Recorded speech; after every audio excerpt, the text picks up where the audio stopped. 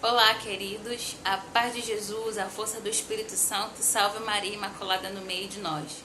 Muito bom dia para você, seja bem-vindo a mais um Minutos com Deus e a mais um vídeo sobre o estudo do livro do Gênesis. Hoje nós iremos falar sobre o capítulo 2 do livro do Gênesis, dos versículos 8 ao 10, que fala sobre a árvore do conhecimento do bem e do mal. Como tantas árvores, como tantas coisas criadas por Deus, o Senhor, entretanto, criou a árvore do conhecimento do mal, do bem e do mal, e que está localizada no meio do jardim. E o Senhor ordenou que Adão e Eva comessem daquele fruto. Por que o Senhor ordenou que eles nem se aproximassem do fruto? Nós iremos descobrir. Então me acompanhe nos versículos 8 ao 10. Então o Senhor Deus formou o ser humano com o pó do solo, soprou-lhe nas narinas o sopro da vida, e ele tornou-se um ser vivente. Depois, o Senhor Deus plantou um jardim em Éden, a oriente, e pôs ali o homem que havia formado. E o Senhor Deus fez brotar do solo toda sorte de árvores de aspecto atraente e de fruto saboroso, e no meio do jardim a árvore da vida, e a árvore do conhecimento do bem e do mal. Nos primeiros vídeos do nosso estudo sobre o livro do Gênesis, a Renata pôde falar um pouco melhor sobre a criação. Então, ela pode explicar para nós que o livro do Gênesis se trata, em muitos momentos, de palavras simbólicas, ou seja, nós já aprendemos que Deus não formou o homem do solo, do barro, né? Mas é somente uma forma simbólica de fazer compreender que o homem nasceu, que o homem veio das próprias mãos do Criador. Olha que interessante isso. Eu e você saímos das mãos de Deus. Então, Ele soprou sobre nós o seu Espírito e a partir daí começamos a viver, começamos a respirar. Então, assim como todas as criaturas, o Senhor criou para um propósito. E o interessante é que vai dizer que no meio do jardim havia a árvore da vida e a árvore do conhecimento do bem e do mal.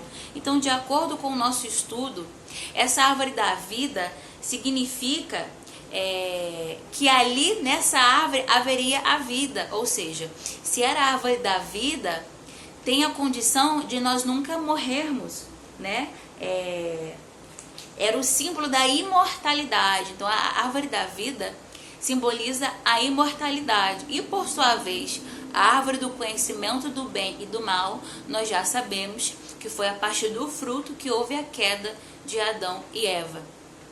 Mas o interessante é que tanto Adão como Eva, eles comeram do fruto. Nós sabemos que a serpente seduziu Eva e Eva levou o fruto para Adão.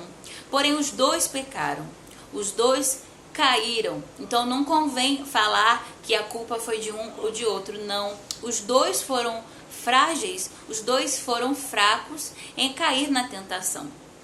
E quando eles comeram daquele fruto, quando eles passaram a ter o conhecimento do bem e do mal, a morte entrou, o pecado entrou. Ou seja, temos por sua vez a árvore da vida, né, que brotava a imortalidade, e temos a árvore do conhecimento do bem e do mal, que a partir dela entrou o pecado e consequentemente entrou a morte. Então nós podemos fazer essa relação de que o pecado e a morte são a mesma coisa, porque quando eu me entrego para o pecado, qualquer tipo de pecado, nós sabemos que um pecado atrai outro pecado, um abismo atrai outro abismo. Então a morte entrou no mundo pelo pecado, pela queda, pela desobediência. E o nosso estudo vem dizer que quando eles comeram o fruto, na mente deles, no coração deles, houve uma tentativa de ser maior do que Deus. Houve uma tentativa de se colocar acima das leis de Deus. Como vem dizer aqui, Adão supõe exercer esta autoridade sobre a ordem moral, embora ela pertença exclusivamente a Deus. Então, por mais que a gente tente ser Deus, por mais que a gente tente ser maior do que Deus, nós nunca conseguiremos ser, porque só o Senhor é Deus. Então, ultrapassando seus limites, ou seja, Adão e Eva ultrapassando seus limites, eles tentam libertar-se do limite de ser criatura, que é feito para amar e servir a Deus, e se colocam acima de Deus. Então, Adão naquele momento, Adão e Eva, ao comer do fruto, eles querem sair do limite de ser povo de Deus, criatura de Deus, e se coloca a ser maior do que Deus. E aí, de fato, eles passam a conhecer o que é bom, o que é mal, o que é certo e o que é errado. Porém, pelo pecado, pela desobediência, porque eles quiseram ser Deus. Então, quantas das vezes nós, desobedecendo as leis de Deus, desobedecendo os princípios que Ele estabeleceu, quantas vezes nós passamos por cima de Deus e, assim como Adão e Eva, queremos ser conhecedores de tudo, queremos prescrutar tudo, queremos ser o próprio Deus da nossa vida, não é assim? Porém, nós recorremos ao erro, nós caímos continuamente, diariamente, quando nós passamos por cima da lei de Deus e queremos colocar a nossa lei.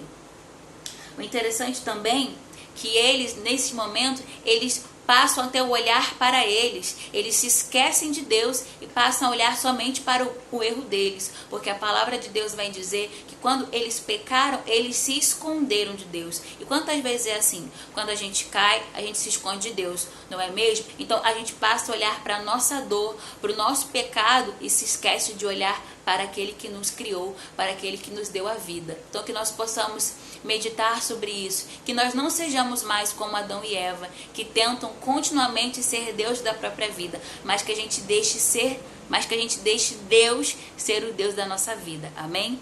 Louvado seja Deus. Nos vemos até a próxima. Tchau, tchau.